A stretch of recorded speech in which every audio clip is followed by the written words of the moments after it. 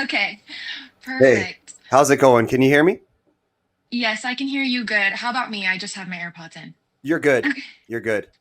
perfect. I apologize. I'm in Eastern time right now, but I'm from California, so I'm used to Pacific time. So when I figured out what SK time was, I must have messed it up. I'm sorry. Yeah, sorry. No, I'm sorry about the time mishap as well. Yeah, Saskatchewan has like its own time zone. We don't do daylight savings time. I have no idea. It doesn't matter. But yeah, I think that's what got me with the daylight savings. yeah, Okay, yeah. No, okay. I'm happy to see that you've got your framing all good and everything. Most guests that you must be doing this on a computer, not a phone, right? Like, Yeah. yeah, my last few guests have been doing it on their phone and just completely screwing it up. It is so annoying. Oh, and I apologize. Usually I have like a little mic and everything, Yeah, but I'm no. glad to see that at least one of us is looking professional. I've got a mess going on back here. No, no It's part worries. of the ambiance. Yeah, for sure. So, do you have any questions before we start? I think I read you said it's just a conversational thing, so we're just Yeah, learning about each other. yeah, I don't think so. I mean, I'm excited. for sure. Sounds good. Are you in like a dorm room right now? That room looks like a dorm room or something. Oh, I know, isn't it so ugly? And this is the best angle I could find for you. Yes, so I'm in my senior year of college, and I'm doing a study abroad program in Washington D.C. Gosh, Wow. yeah, I really hate it. Um, and so I'm living here and I'm working for the Heritage Foundation. I don't know if you're familiar Okay. with them, but they're Yeah, like a conservative think tank in DC. And so this is what I'm working with right now. very cool. Wow. That's yeah, it reminds me of when I played like junior hockey. I had to stay in this place called Notre Dame. And it's not the Notre Dame in the US, it's Notre Dame in Canada. And for like months I had to shower with cold water. It was nasty. Oh, But they have like the best hockey program in Western Canada. So I was like, okay, I got to go here even though they don't have hot water, but yeah, it makes you tougher. yeah, yeah. So how's your day going? Good, good. Not much happening so far. I mean, I work all week, so Saturdays are really just my wind down, relax, do whatever I want. What about you? Nice, nice. Oh, my day's going great. Um yeah, so anyway, I guess I might as well do a little intro for the podcast here real quick, Okay, so we can kind of get okay. going. Um, all right. Yeah, this is Canadian Talk. We're here for another episode. We've got a guest today. Honestly, for me, this is a huge day to have you on the show. I know you're way younger than me. You know, you might have even less followers right now than me online. None of it matters. From what I'm seeing of you online, honestly, I think it's going to be like 10 minutes and you're going to be famous. So I feel amazed to have you on the show today. So yeah, today we have Angelina on the podcast. From what I know about her, and you can fill in any of the blanks here if I get some of this wrong. I apologize. I'm not really into the whole political sphere or any of that kind of stuff, but I see lots of fancy things you're involved in, like the Lincoln Institute. You've done a few podcasts for them. I see. You have an Instagram called Angelina Talks, where you make videos and clips that I guess could be considered right leaning, but you know they're really just to protect your country. You know, you seem like a patriot, so that's awesome. Because so am I. Even though my country's a little more gone than yours, like I wish that my country had more people like you, and we might not be where we are right now. But and then also Project 307.ca. That's something that you do, or what's that? Yes, so that is a branch of the Lincoln Institute dedicated solely to conservative activism on college campuses. So I'm really involved with them out in California, and they do a lot of on-campus things, mostly with student organizations, whether they're conservative or faith-based. They help them get the funding they need, and they help them uh, grow their programs so that conservative students can feel supported in a very liberal state. Oh yeah. Okay, cool. Yeah, I see that there's people that are like in those groups and I don't really understand it much. In Canada, we don't really have that because I'm not sure if we have the population to support it. Like we don't even have like you guys have like fraternities and sororities and stuff at your universities. We don't even have that. It's funny enough, I actually kind of like run what would be considered an unofficial fraternity in my city. If the university had it, I wouldn't need to. Well, then I'd be out of the job because I make lots of money from it. So it's like great. but it should probably be associated more with the university, ideally, to be more official or whatever. But yeah, thank you so much for coming on the show today. I love your content. I think it's all so great. And but yeah, so I've seen you say you do a few things. Like I saw, but I have a few questions. Like I Yeah. see you do some podcasts for the Lincoln Institute. How many have you done? I think I've done two or three for them officially because they don't have like a set official podcast.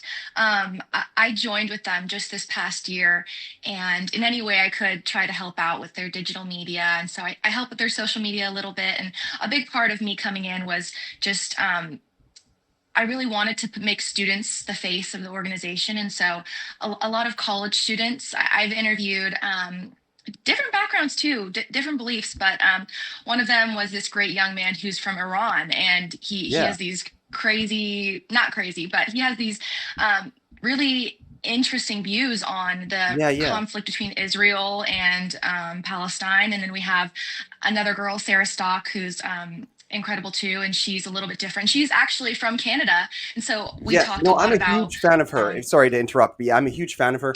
Yeah, I saw your Maton or Mateen interview with the guy with the crazy yes, mustache and like kind of a yes. cool hat. That one was good. Yeah, he was on Surrounded. Hey, Surrounded is such an interesting show. I love that show.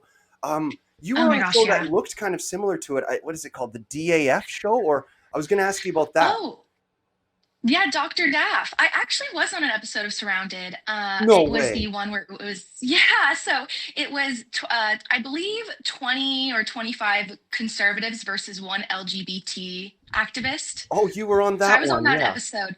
Yeah, and Sarah was on that one with me. So we No were really way. surprised and excited to be on it together. That's Yeah. amazing. Holy crap. I'm gonna have to go rewatch that one. I didn't watch it because like I think I saw the title and I was like, I didn't like that they called them far right conservatives. I was like, Yeah. that doesn't really exist. There's Groypers or whatever. There's like those crazy like Nick Fuentes type guys. But like other than that, not that Nick Fuentes is crazy, by the way, like he's kind of like he's making a comeback, I don't know. But For sure. yeah, so like that's why I didn't watch it because I thought potentially that they were just going to get people on there because a lot of Surrounded is usually they bring in kind of more medium skill level people and then one super skilled person. And I didn't really want to see the Yeah. conservatives get dismantled. But how did it go? Did you guys end up like who was the one lefty and how did it go?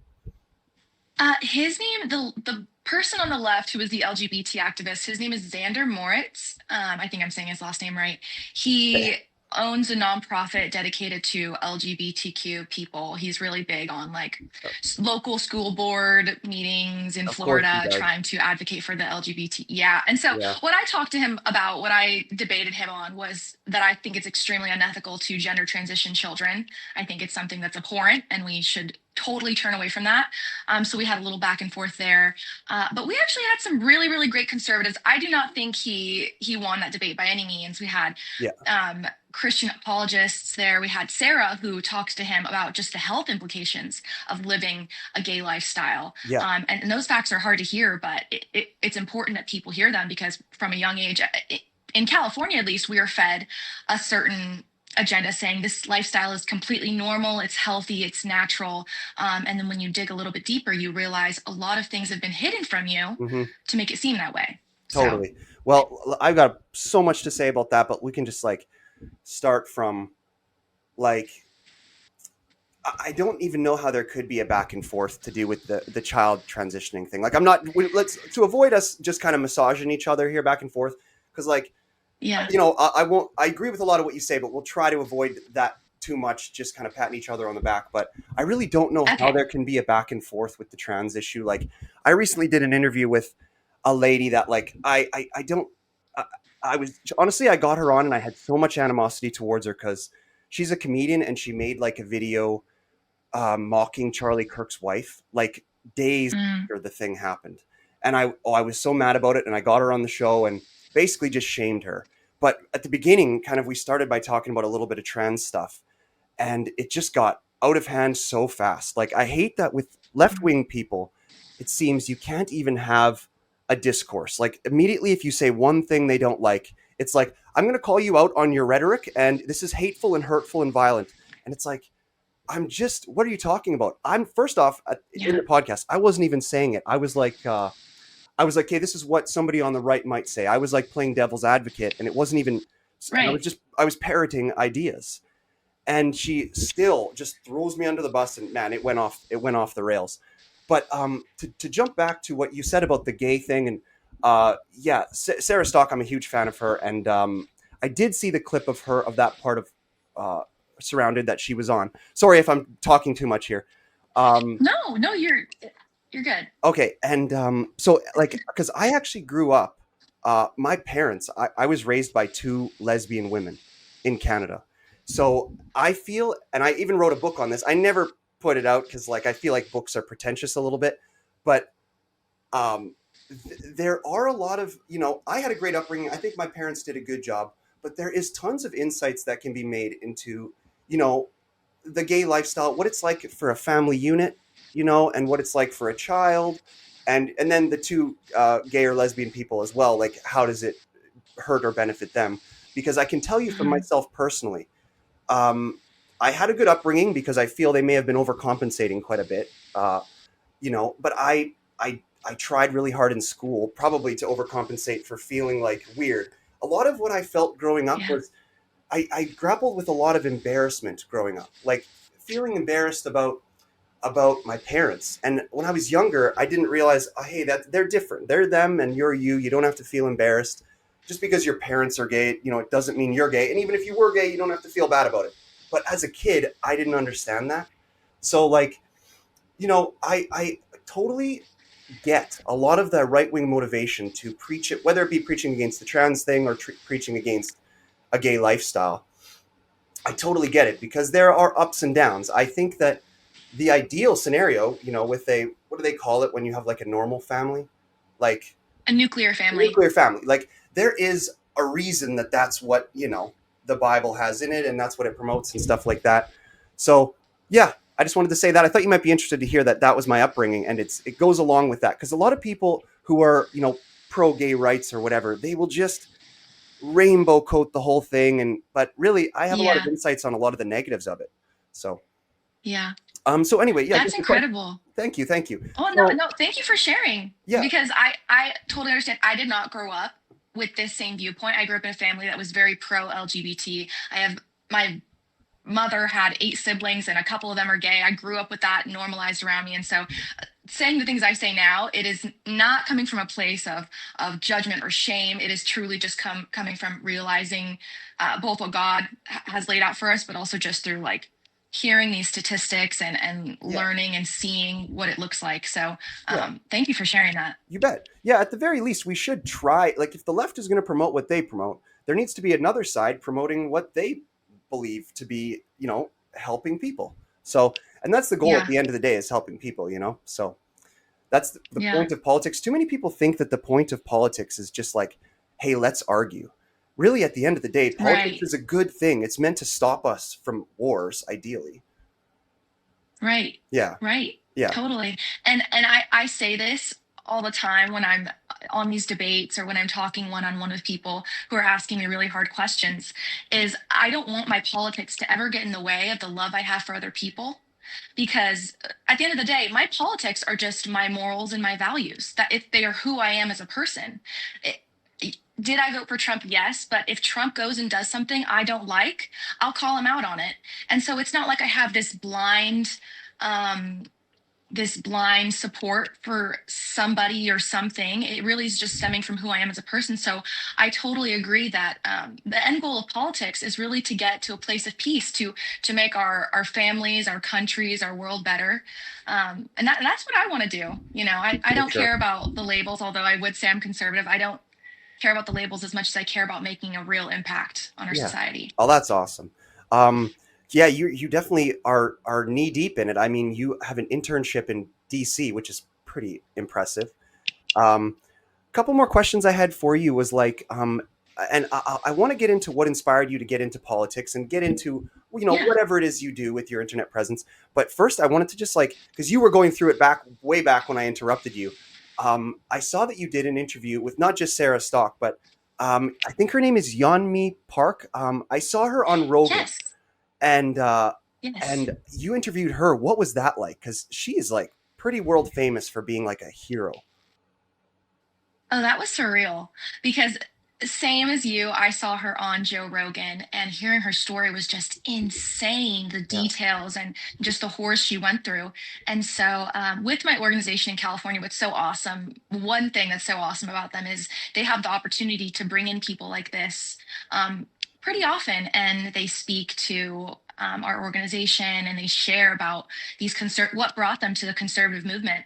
And so I was very honored to have an opportunity to sit down with her for about 20 minutes and just ask her these questions in front of an audience of students from different universities. So it was a small room, and it was just me and my coworker on the other side, and we're asking her, and it was incredible. I don't think I pinch myself sometimes, and I'm nobody, but for some reason I've gotten these awesome opportunities, and I have to pinch myself and be like, oh my gosh, this is Yeonmi Park. Or when I got to go on that episode of Surrounded, I was like, oh my gosh, like I'm in the room where I've watched all these things happen.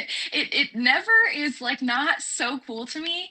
I'm really, really grateful for her. She is a sweet, sweet human. And what I think is so incredible about her is despite everything she's been through, she brings all the hardship she's been through back to Christ. Like she talks about these horrible, horrible atrocities that me and you will probably never be able to comprehend, and she just brings it back to Christ, how he's working things out for the good in her life. And for her son, she has a son and she's just raising him to know God. And so it's just so beautiful because it reminds me like, gosh, what am I complaining about? When I in my life, Christians in America, we say we face persecution just because we get our Instagrams banned or somebody calls us a Nazi. But it's like Yeah, when you yeah, talk about these people who are actually persecuted, yeah.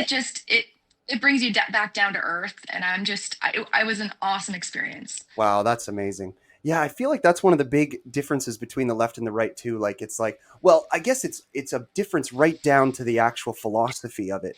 But like I really hate complaining, and I love how people on the right are always like very perseverant. And people on the left, they always sure they want change, that's why they're liberal, but it's like would you stop complaining about like everything? Like Yeah, you make there should be minimum wage that's low. Like there needs to be jobs that are shitty. That's the whole point. You can't just yeah. start and like man, another thing that gets me is like guaranteed what's that where everybody gets money kind of for nothing where it's like a guaranteed income. There was Oh that yeah, Asian guy yeah. who ran for president who promoted it. What's that called? I forget. This is crazy. It's like an obvious thing. We should know it. Guaranteed. Socialism? No, I don't know. yeah. Why can't I come up with that? Hold on, I'm gonna Google Bernie it. Sanders? Are you talking about a specific person or No, no, I'm talking about like or like the the term? system of where people get a guaranteed income. What's the system called Oh, where people get a guaranteed income? Um, because we got to know this. Get UBI, Universal Basic Income. Yeah, yeah, I'm sure oh, you've heard of okay, that. yeah, Sorry, I couldn't remember the term, yeah, yeah. but Not me either. yeah, like that stuff bothers me because like it really is not something that could ever work. Like how, like maybe it could just Yeah, by the idea that like we're in a first world country, so we're already so far ahead of everybody else, we can just literally play around. But like if we're gonna treat the whole system as like we got to make sure that we are being efficient with money, UBI yeah, is just never going to work. Like it's not possible. It de-incentivizes people who want to work hard, and it rewards yeah. people who do nothing. So anyway, sorry, I'm getting off on a tangent here. Um, No, so no. so so you just had the one interview on Surrounded, or like because I see sometimes that some people don't even get up to do an interview when they're on the show. Like they don't get their little they don't. Oh yeah, they did they make you guys run to the chair? Wait, I'm bouncing all over the place, but I got one super interesting thing. Do you know what I find Yeah, interesting when they have right wing people as the multitude of people versus the one lefty? Whenever they try to get a chance to speak, the right wing people are so organized and they're like they don't run to the chair. But when you see the left wing ones, they're darting to the chair. They're arguing over who's going to get their spot in the spotlight. You know, I find that to be such an interesting thing that happens on Surrounded. Um, so you only got the one chance to yeah. talk then? Sorry, that was my question. No, so yeah, I spoke that one time. I think I had a good. They cut it up pretty good from the original back and forth I had with Xander, I think at least 30 seconds to a minute or so was cut out. And they do that with a lot of the interview questions that people come up and say. You might be talking to this person back and forth for 5 minutes, but only 2 minutes is presented. And so that was also surreal for me to realize, because in watching these shows, you pay attention so much to what they're saying, but then when you're actually in the behind the scenes, you realize not everything is happening exactly as you're seeing it on camera. Um, but yeah, I had that one opportunity. There are a couple people who come, they drive out to the set, and then they never get the chance to speak. They call on, well, I don't know if I should be saying this, but I don't know if they still do it like this, and they haven't always done it like this. But on the episode that I went on, they had said that they had recently been dealing with concerns of injury from people running in and Yeah. clashing with each other when they get to the chair. And so they said, on this episode specifically, we are going to call on you before you run to the chair. We're going to select who's going to go, and then you pretend to run to the chair and win. Cool. Cool. So that's what happened on my episode specifically. I think they may have changed it back, because I've seen again the crazy aggressive, almost hockey Yeah. running to the chair, smashing into people. So but yeah, some people just don't even get the chance to speak. In the episode I was in, I was really surprised. This guy Micah Kunkel, I don't know if you've seen him. He's got a great page too. He didn't even get the chance to speak. That guy is a genius. I know he would have Dang. just absolutely demolished Yeah. Xander on that episode. Oh, too bad. But he didn't get the opportunity. I know. So it really is just the luck of the draw. But luckily on that episode, I feel like everyone really, really did a good job of going Yeah. up there, presenting the facts, being composed, Nice. and Well, that's yeah. good, and it's good that the one that you had in particular, like you said, you had the trans kids one, which is because that one is such a strong winner for the right that it's good that you Mm-hmm. got such a good topic like that. So my next Oh, big curiosity, totally. sorry, Oh, I said, oh, totally. yeah, for sure. Yeah, video podcasting is tricky sometimes. Um, yeah, so I'm really curious about what inspired you. So it's going to be like a 2 or 3 part question. Like, what got you into Okay. politics? And I know you're kind of very faith based, which is awesome. Um, what got you into it? What inspires you to continue it? And then how do you have the courage? Because on the right now, you see Steven Crowder doing his stuff with Change My Mind, and the first topic was the left is violent. I'm not sure if you watch his stuff, but it really is Yes, I right now. do. There is a movement of a dangerous situation going on, and for people on the right especially. And so, how do you have the courage to do that? Because you're in Washington. I kind of do it a little bit, but I'm off in the boonies. I'm safe up here, and I've got a bow and arrow never further than 5 feet from me, and I There you can be go. drawn in 3 seconds, so I don't have a worry. But I so that's my question: is what got you into politics, and then the other latter questions. Yeah. I honestly, I think I've always just been a really curious person. From a young age, I would ask my mom questions that I always wanted to know how the world worked. And maybe it was just the circumstances that I grew up in that made me have to grow up a little bit faster. And I was an only child. So I think when you're an only child, you're a little bit weird, and you grow up a little bit faster. You're interested in the adult stuff because you don't have kids around you to, you know, go and play Barbies with. But Totally. I've always been into it. And I think part of my story is I grew up with a single mom. And so it wasn't a picture perfect scenario. And I think I realized that life was unfair a little bit earlier on than some other people. And so that got me interested. Um, Honestly, what the turning point for me was I was in, I think, sixth grade when Trump had first gotten elected. And I remember the buzz around it. Um, Teachers and classmates of mine being so upset about him getting elected. And I grew up in a very liberal family. And so that was the rhetoric I had heard as well. But again, that curiosity kind of just was turning within me. And so I decided to do my own research as like a 12 or 13-year-old girl, looking up why people hated Trump so much. I heard so much about him being racist for wanting borders. And so I looked a lot into that. And very quickly I realized those things that I had heard were extremely untrue, and they were driven um, by propaganda, really from one side, calling secure borders racism, calling really, really normal things that have existed for all of history. Um, racist and homophobic and fill in the blank. So that was really the turning point for me. And then just since then, I've followed on the path, and then in building my relationship with God, that's even solidified it. And now it's honestly a part of who I am. Um, but in trying to figure out what I want to do for a career as I'm graduating college, I'm the kind of person where I can't do something if I'm not passionate about it. And so my biggest passion is is sharing my faith and sharing my beliefs. I love to talk. I'm a freaking yapper.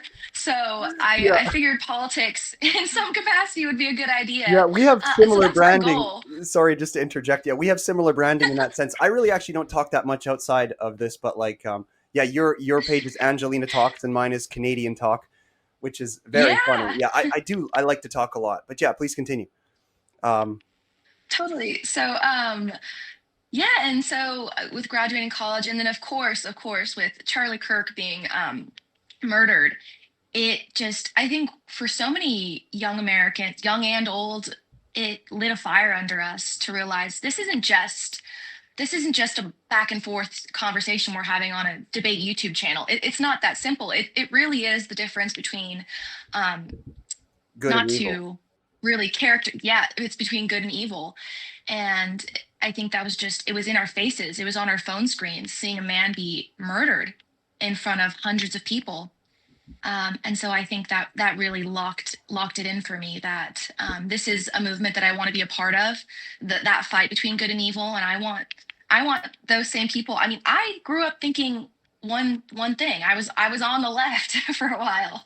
It took a Me while for too. me to Yeah. really solidify, and I don't blame people for being on the left, because that's just what's fed to them. If you Oh grow yeah. up in a family that speaks that way, if you're consuming that media, if you're going to a school that teaches you that as well, all those things are true for me. You're Yeah. going to be on that side, and Yeah. I have compassion for those people. I want to share with them the truth. I want to be patient with them and Hmm. explain things so that they can come to the light. Yeah, for sure, for you sure. know And at any given time too, like politics is a dynamic thing. Like it's not, one side isn't always right and the other side is always wrong. It just kind of depends yeah. what a country needs at a given time, and Yes. and either side could be what's needed. Maybe we need change, so maybe there's the gist. So yeah, um, it is interesting though. The current climate right now. I'm with you on that. Like, because I'm being pulled over in a certain direction too. I tell you, like when I saw that Charlie Kirk thing, it was one of the most impactful things I've ever seen in my entire life. I Yeah. haven't seen anything like that since 9/11, and that's so much different than the specifics of what happened to Charlie. And like I remember when I first saw it, like what was it, September 10th or something, and it happened right at like 1 p.m. I watched it, and the quality kept getting better on the different clips, and I got sick. I had to go into a dark room and just kind of lay down for a second because I was so Yeah. overwhelmed by the whole thing. And then when I saw that, the internet and the left, and God, I've never been so angered by the phrase, like, well, you reap what you sow, or you kind of had it coming. Like those phrases make me so angry now when it comes to that particular thing, because there has just never been an assassination like Charlie's, in my opinion. So, and I haven't Yeah. had anybody give me a compelling argument otherwise. Just a regular moderate patriot. No, whatever you can call him, a nationalist if you want, but for that to happen, I understand it can happen at any time, because it's so easy for that to happen, but it just shouldn't have happened. That's what gets me, and I think so many other people about it, is it just should have never happened. You know. Right, right.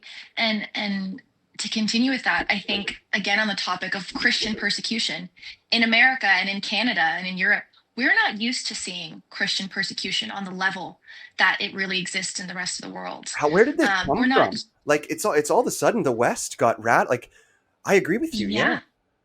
Yeah, it snuck well, up on us, didn't we it? can have a conversation on that. Why is the West becoming not the West anymore? Yeah. But if you look at these other countries, they do not have the religious freedom. They cannot I mean, the freedoms that are enshrined in our Constitution, people take it for granted. They don't understand that what we have is so rare and so valuable. If you look to even what's happening in Nigeria right now, I mean, these Christians are being slaughtered in mass Yep. for their faith. Yep.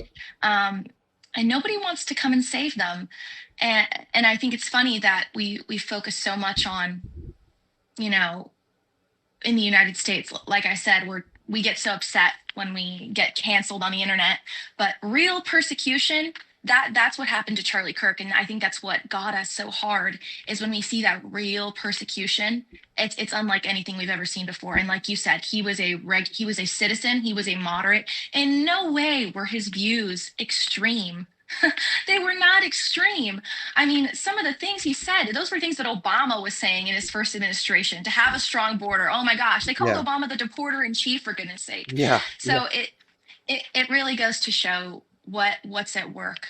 And Yeah. it is sickening. For sure. For sure. Well, we don't have to get too deep down that kind of sad rabbit hole, but yeah, I'm sure we both feel the same way about it. And yeah, but to do with what you were saying, to do with the West and stuff, I just did a podcast a couple episodes ago with a PhD woman who was she was educated in Michigan, University of Michigan, and she had a PhD in multiculturalism, Canadian multiculturalism. So, and me and her talked quite a bit about it, like, because in a sense, the West. This is just to answer your question about, like, our question about what's going on and when did they start persecuting kind of like whites or Christians or whatever you want to call it in the West Yeah. so much. Yeah. And, I think ultimately Canada and the United States has been a bit of a multiculturalism experiment, which seems to be shifting in one direction, that we're kind of losing the plot a little bit on it. Yes. And I don't know what's going to have to happen for us to eventually make the decision of, okay, it's pretty clear now we can say that homogenous societies are kind of working better than this multiculturalism stuff. We need to put in some rules. Like, here is the main religion.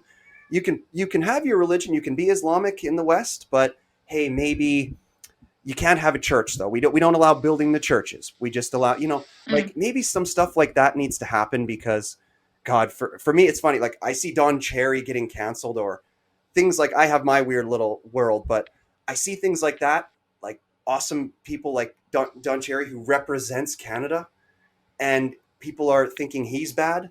I'm like, something is seriously wrong here, you know? So, another thing I wanted to touch on was, you were talking a little bit about um, the different things that are lied about with Trump. You were talking about what got you into politics and that type of stuff. And um, that's one thing that I noticed too, is because I love debating with my friends, because it's amazing how much they lie about Trump online. It's like, Yeah. because I actually watch all the stuff, because I have a lot of free time. I won't tell you too much about myself, but I have, like, a lot of free time. And you were talking about your weird professional path that you've had, but because you're just choosing right now. And I'll tell you, it's probably not going to be anything that you predict. Like, I thought I was going to just be, I'm a structural engineer by education, and I thought I was just going to do that. Turns out I was in engineering school, and I ended up playing professional poker, which is gambling. Sorry, I know that's a sin, so that's bad. But I made a bunch of Fun. That's money at it, cool. and I bought, like, houses, and so I have a lot of free time. So I actually watch the shit. So my point is, like, just for example, there's many, but like the January 6th thing, I also did a podcast with a guy who went to jail for the insurrection stuff. And so I've talked Mm. lots about it, and I watched the speeches. The 2.5 hour speech before the thing happened, they just blatantly lied and said, oh, he was, like, inciting this stuff. In no way. If a guy goes, hey, let's walk down to the Capitol. This march to the Capitol was already planned, by the way.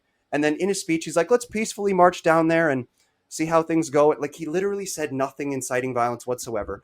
Not to mention Yeah. the actual facts of the situation, where when the people were there, sure, they broke some windows and they went into the building.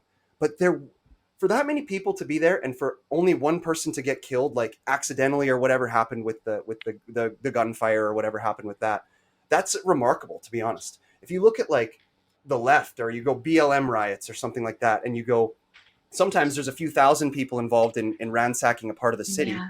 and you see, like, 70 injured and 5 dead. So it's like, Yeah. that insurrection, the whole insurrection lie really gets me. What are some of the ones that, like, the lies about Trump that got you the most frustrated? Well, that's good. Well, to touch on the insurrection, we're seeing the evidence coming out right now that this insurrection, I mean, I always believed that part of this had to have been manufactured, but we're seeing evidence of really actors being there, like people who were there who did not fit into the movement, who were not who were masked and who were not interacting with the rest of the Yep. protesters, who actually, this one man went up to, people were just standing in front of the Capitol. This man went up and tried to convince a protester to smash the window in. When the Yep. protester refused to smash the window in, he did it himself and was encouraging people to go inside. There's fishy things going on. There were probably a few rowdy people there who, were doing things wrong. And I don't support that. Yeah. But I think there was more at Yeah. play Well, that's than what meets Roger the said eye. too. The insurrectionist guy that I interviewed who got pardoned, his name is Roger, and that's what he said too. Is he saw there was just actors there. There was people that were trying to incite people to do something bad, and people weren't falling for the debate Yeah, And so yeah, that was an interesting one. What? totally. Yeah. What else? Is there anything? So with Is there Trump, anything you want to talk about? Like, I'm curious because I've kind of I'm whipping through my list here. I've got plenty more, but I'm curious if there's anything in particular that you'd like to promote or any. What's the things you've been thinking about lately? mhm. Well, what I've really been thinking about lately, and you kind of touched on it, was this how the U.S., Europe is really being replaced in mass by immigration, both legal and illegal. And I think this is such an interesting concept because growing up in the United States, a lot of what I heard was that this is a melting pot. What makes our country so strong is the diversity. Um, and we can have conversations about that. But I mean, and my background is I'm from a family like four generations back is when one ancestor came from Spain and the other came from Mexico. And so my family like fully assimilated. And I think for many Americans who aren't just white, they did assimilate. But what we're really seeing now is this lack of assimilation. People come to the United States, people go to Europe, and they have no intention of learning the language. They have no intention of celebrating the same holidays. They want to move into their own. I mean, here in the US, you see like people from other countries will come here and they will only live with people who also came from that country. There is no assimilation happening. And when we think about it, the United States is a Christian nation. Yes, we allowed for religious freedoms, but we are a majority Christian nation. Our constitution, the writings that brought this country together are based under God. And so when we see people who are not following that and who are not respecting that, it will lead to the demise of our country. For sure. You know what's Um, interesting about that? Just and a little aside, but remember where your trajectory there. yeah, It's like I saw this thing about this group that was creating like a white uh a little city or in the neighborhood. Ozarks. Yeah, yeah, and it's funny. Immediately, everybody's like, "You're a white supremacist." Yet there's like tons of little places where there's a bunch of Asian people or a bunch of whatever where they create Yeah, like what you were saying about really not assimilating, and they create their communities, and we don't go like calling them whatever you'd call them brown yeah, supremacists or Islamic supremacists or whatever you'd call it. But yet we get to, even yeah, though we're in a white country, if we want to make a white area, not allowed, not allowed. Like it's yeah. wild. It's wild. It is weird, and it's it's this oppression culture where everybody except for whites is oppressed, and really it's not true. And it's being white is not respected as a culture. They don't think that whiteness is a culture. Hmm. Um, which is crazy. And the double Yeah, standard is insane. yeah, I mean, these people complain and complain and complain and complain about white culture, but they don't realize that the only reason they get to be in the United States or to be in Canada or to be in Europe is because white people made it possible for them. yeah, All of these beautiful buildings we see. I mean, we gotta build up our white folks a little bit. I yeah, mean, there's incredible things that they did, and so I think if we're gonna celebrate our Latinx, I hate that term, but our Latinx community, or have a Black History Month, or gosh, fill in the blank. Yeah. Like, why can't white people be proud to be white? That's the thing. Why can white people not be proud Yeah. to be white? I have no idea. I've got Um, no answer to that. I've got no answer. yeah, well, you've been for years and years and years. You guys have been shamed into into thinking that there's something wrong with you for being white, and I totally reject that. Um, Yeah, and I think there's a huge problem. And in talking to Sarah, that was one of her biggest issues with Canada. Is she Hmm. said if the United States keeps going down the path they're going down right now, it's going to look like Canada in 10 years. I mean, I think she said one of the stats that Canada um, brought in 1 million people from other countries last year. Yep. And the United States did as well. The only issue is the United States is a lot larger than Canada. 10 And times the so you size. So see, we literally have 10 times the immigration. and at what point is a country not a country anymore if it's being replaced by everybody else? Have you seen the videos of Paris, France? Yep. And there's like so many African people just crowded around the city. Yeah. And you're like, wait a second, this isn't the France I saw. Yeah, And no it's doubt. not just African. They are not assimilated to the Yeah. culture whatsoever. Or the videos I'm sure They're you've not seen. respecting it. Yeah, or I'm sure you've seen the videos in the UK of like large groups of Islamic people like doing prayer and stuff in the streets. And I talked to an Islamic friend of mine and I was like, what's up with that? Because I know a little bit about, I studied religion for a while. That was how I originally got into debates and stuff, was starting with religious debates was my most interest. And I'm like, I thought that you're not supposed to pray in public, or you're not supposed to glorify your praying. Why are they doing it out in the streets?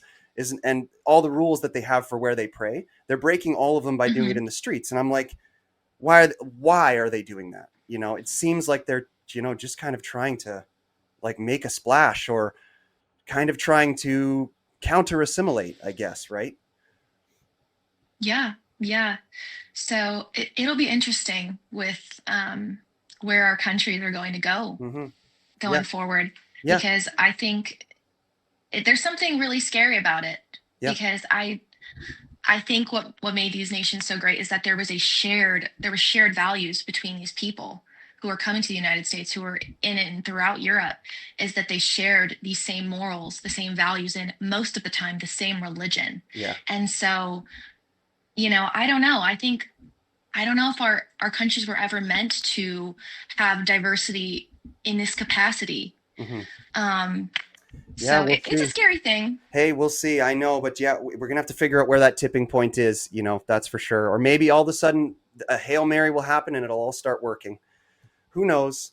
But yeah, I have a couple more questions for you to do with religion, and Yeah. then I'll let you go, let you get on with your day here. But yeah, so far, thank you so much for doing the show. Like, you are so freaking smart, and I've just loved this episode. This has been great.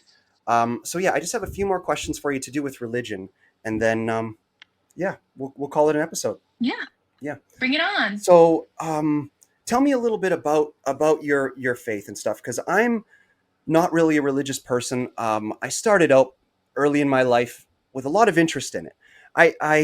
But then I was like, hey, my parents are gay. Religion says gay is bad. Religion must be bad. And so I started studying it. I really started with my first big person I liked was Bill Maher. And I Mhm. watched all his stuff, and I watched all the various theological debaters like Sam Harris and Dawkins and a lot of those guys, Lawrence Krauss and that kind of thing. And it all eventually came to a head for me where you could call me a bit kind of stalled. I'm a little bit of a stalled Christian, or agnostic, right? Agnostic is when you're not really sure yet, but Yeah, yeah. so I'm super interested in religion. I'm interested in your take on it and where you're at with it and what your journey was to get you to where you are, and how important it is to your life and stuff like that. If you could please pick a question out of that fishbowl there that I just put. Totally. Well, I'll kind of give you the picture of it all for me. Okay. So I grew up in a quote unquote Catholic family, but like many Catholics, it was really just in name. I was baptized as a baby, and when I was young, Catholics go through this thing called catechism, where it's 2 years of formal teaching. where you learn about the Catholic faith and the prayers. And so then I got my first, it's called your first Holy Communion at around, I don't know, 8 or 9, where you're making that first dedication to God. But after that point, my family really had not been going to mass. We were not a family that read scripture or anything. It was really just, we're Catholic in name and we're not really practicing the faith. My family members really were not living for God and what scripture says the way you should live. And so I kind of just, my image of what faith was really just that you can go and pray to God when you need him. And when you don't have to, and you can kind of live the way you want to. Um, but like many Christians, what kind of brought me to him was a bad breakup in high school Oh that God. kind of just left me. Oh, yeah, it happened. And, when you don't have someone there telling you your value, all of a sudden it's just you and yourself, Yep. and you have to decide, what you're going to live for. And so I, I really just Yeah. it was a crazy thing. I really had no reason to do this, but just one day in my sulking was driving around and I just felt this intense pressure and like in the back of my head telling me go to the store and buy a Bible. Which is so weird because nobody in my family reads the Bible. I hadn't been consuming Christian content, but something told me go to the store and buy a Bible. And so here I go to the store and I buy a Bible and I have no Yeah. idea what I'm doing, what kind of Bible. There's a million different kinds of Bibles to buy, Yeah. apparently. And so Yeah. I did that, and still not knowing what I'm doing for the next couple of weeks, I just start getting into reading it. I mean, I remember Googling what thing in the Bible to read first. And so it was John. And I remember reading in John that Jesus said, like, even the prostitutes and the Pharisees, like the prostitutes and the tax collectors, um, they have a better chance of getting into heaven than you Pharisees, who you proclaim God, but you're not living for him.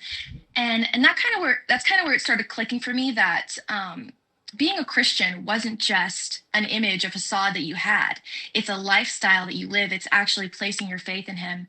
And so I just quietly started doing the thing. I mean, I was so scared. I did not want anybody in my family or in my friend groups to know that I was reading the Bible or that I had just started going to church. I had just started going to church all by myself. And I remember I would get into the service 10 minutes late and I would leave 10 minutes early so I didn't have to talk to people. Wow. And that was just, I was really in this bubble for the next year of keeping my faith all to myself. I protected it with everything I had in me because I did not want anybody to be able to disturb it and to say, why are you going to church? I know the way you live. Why are you reading the Bible? I know your past. Yeah. And so it was something that I really wanted to protect and keep sacred for myself until I was ready and felt strong enough to share it with other people. And so I did that Yeah. for such a long Seems time. like you dealt with And a little bit of that embarrassment stuff just like me. And it's funny that you had this big yes, shift in your life because of a relationship. I had a similar thing. I had a long-term relationship where, because I was always taught, like what you said earlier, where it's like differences, even when it comes to a relationship, they're like, I always thought opposites attract. And that's kind of what my first long-term relationship was. It was like a person who was very different than me. And turns out not working made a huge shift in my life too, just like yours, which is it's crazy how impactful male female relationships are on like what a person is like.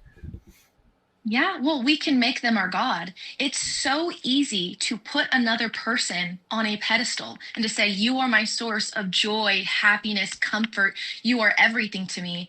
And they very quickly become your source of self worth. And so if you take that away and there's not a foundation to keep you up, Mm-hmm. it You're ruins floating. people's lives. Yeah, you're A gone. bad breakup can ruin your life. And so I've heard that story so many times from other Christians is after a bad breakup, when they're left with nothing anymore, the only thing left to turn to is God. Mm-hmm. And so I'm so grateful, kudos to that guy. Yeah. But yeah, so I remember after that year and a half of just kind of diving deep into my faith, I'd been going to church and it was becoming really real for me. I decided to get baptized my senior year of high school.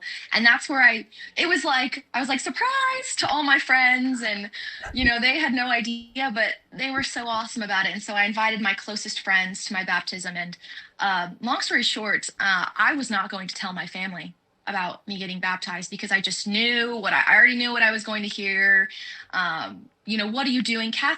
Many Catholics have very strong opinions of Protestants. They do not like that. I remember hearing stories from my grandma growing up saying like they're taking the easy way out. Yeah. Um, and so I wasn't going to tell them, but just I felt something tugging at my heartstrings, telling me to tell my mom that I was getting baptized, because I felt that it was an opportunity for me to really share my faith with her and to show her how real it was to me.